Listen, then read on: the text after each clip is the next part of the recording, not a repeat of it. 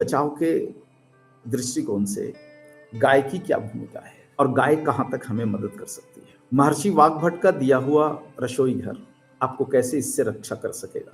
परमाणु हमले के बाद सारी जनसंख्या बर्बाद नहीं होती, क्योंकि जहां पर परमाणु हमले का 0 पॉइंट हुआ है, अधिक से अधिक उस रेडियस के 5 या 6 किलोमीटर का क्षेत्र की जनसंख्या समाप्त हो जाती है।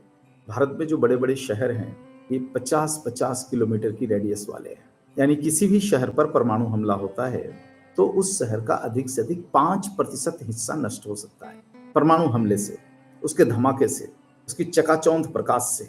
लेकिन उस परमाणु हमले के बाद जो रेडिएशन होगा, इससे पूरा शहर बर्बाद हो सकता है और रेडिएशन को फैलने में 10 मिनट का समय लगता है। यदि हम अभी से चेत जाएं और आने वाली पीढ़ियों को इससे सतर्क कर दें, बहुत बड़ी क्षति इस परमाणु हमले से हमें नहीं हो सकता है और इसमें गाय हमारी बहुत मदद कर सकती है।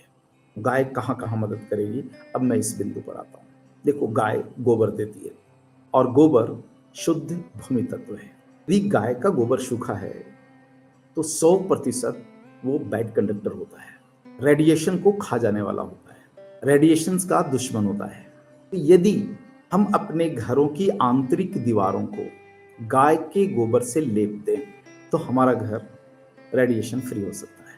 देखो, जहां पर 0 पॉइंट होगा वहां से 3 किलोमीटर के रेडियस के लोगों को किसी भी कंडीशन में नहीं बचाया जा सकता, लेकिन उससे जो दूर के लोग हैं, 8 किलोमीटर के रेडियस, 3 से 8 किलोमीटर के बीच के रेडियस के लोग जिनको 50% इंजुरी तय है, ये अपने आप को बचा सकते हैं और 8 किलोमीटर से ज्यादा दूरी वाले लोग अपने को पूरी तरह से बचा सकते हैं। इसमें एक और प्रयोग किया जा सकता है कि गाय के गोबर का राख, ये रेडिएशन के लिए बैड कंडक्टर है और तापमान के लिए भी बैड कंडक्टर है।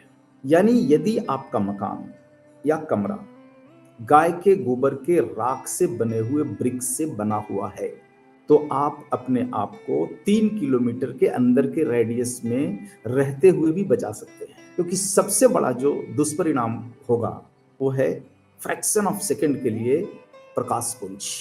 यदि आप कमरे में हैं तो प्रकाश पुंज से बच जाएंगे। उस समय जो तापमान उठेगा 4000 डिग्री सेंटीग्रेड, गाय के गोबर का राख गर्म ही नहीं होता। इट्स जस्ट लाइक माइका, जैसे अब्रक कभी गर्म नहीं होता। अब्रक से बने हुए घर में आप रहोगे, कुछ नहीं हो सकता आपका, लेकिन अब्रक से बना हुआ घर बहुत मुश्किल है।